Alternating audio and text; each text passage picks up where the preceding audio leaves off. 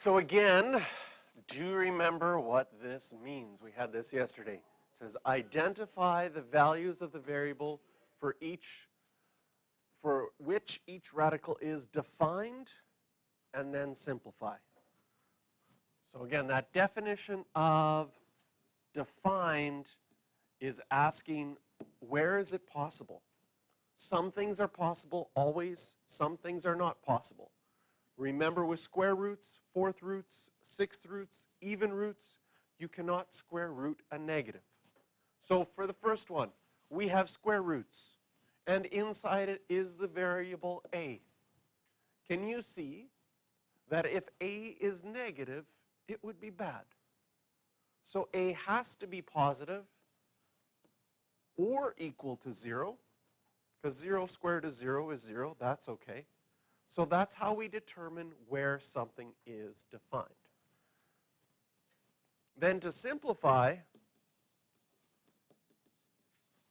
we write first as mixed radicals, and then if they're like radicals, we can combine them. So we notice in this one they're already mixed radicals, which is really nice.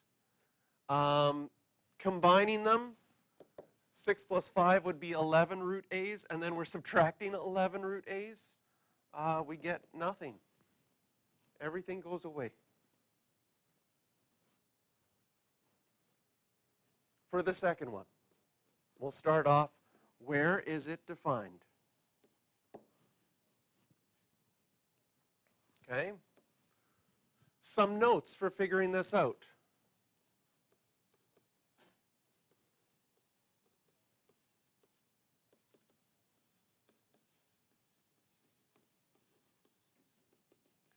Does it make sense if you square something, it's always positive?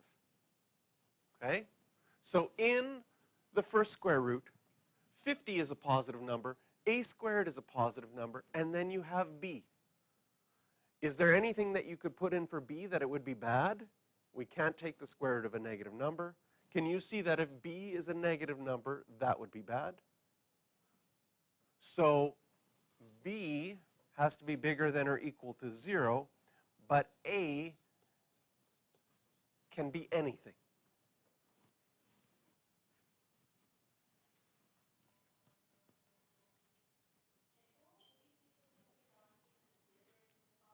Then when we simplify, we first write it as mixed radicals. I would do, well, again, I'll show the work right now.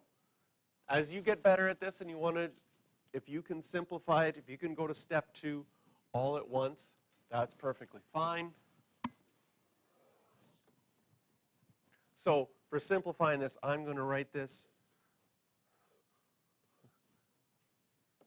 1, 2, 3, 4. The 50 is 25 times 2. I'm going to separate the a squared and the b. 8 is 4 times 2. I'm going to separate the a squared and the b.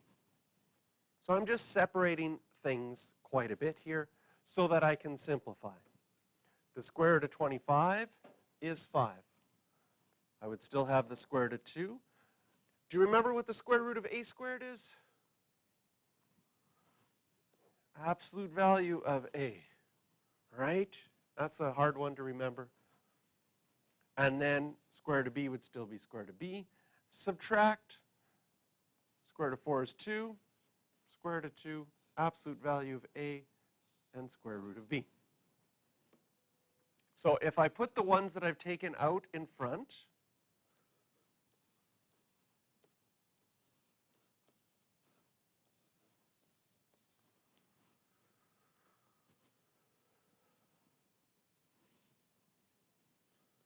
and then we have to ask ourselves, are these like radicals? And are they like terms? Yes. We have 5 of these things, and then we subtract 2 of these things. We would be left with 3 of these things.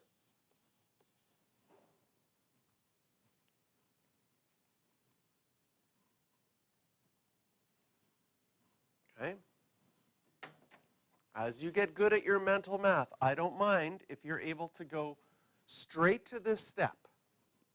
I broke it right up, and then when I broke it right up, I simplified right underneath each thing, okay?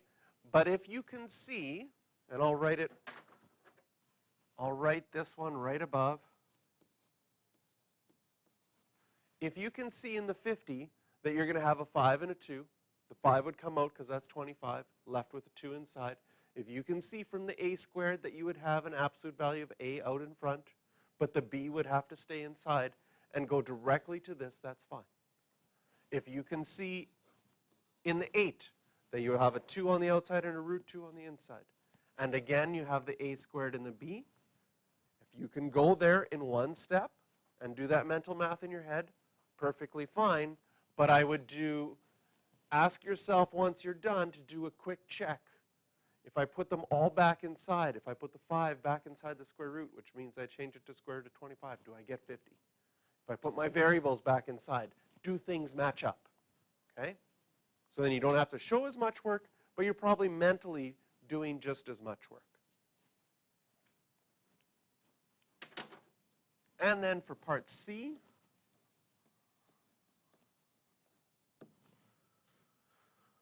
in part C, we have, I'll rewrite it here so that, oh my goodness, we've got lots of stuff.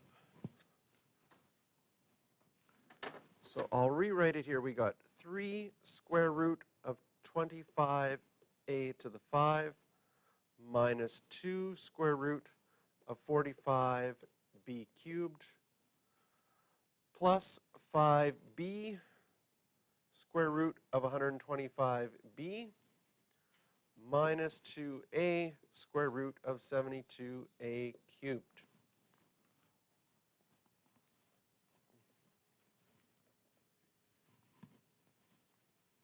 So as far as figuring out where it's defined, we have 2 variables, both a and b. No, I wrote down the wrong one, right? I wrote down question 3. I should have looked ahead. So it's just cube root of 27p cubed q. Is that better? Cube root of 27p cubed q plus 8 cube root p cubed q.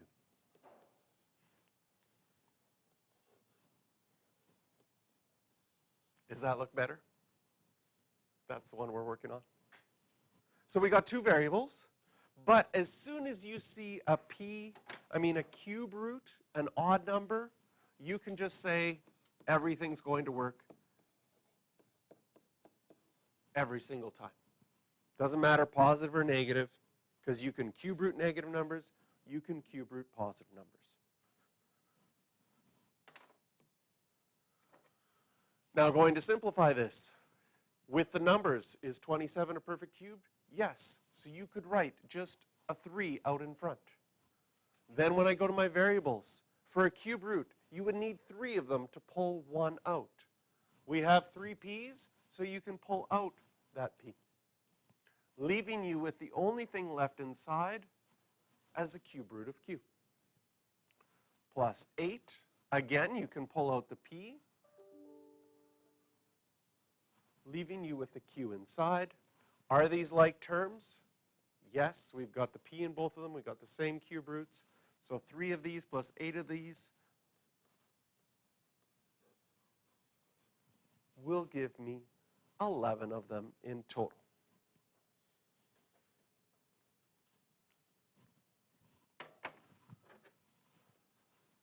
So try questions 5 and 7.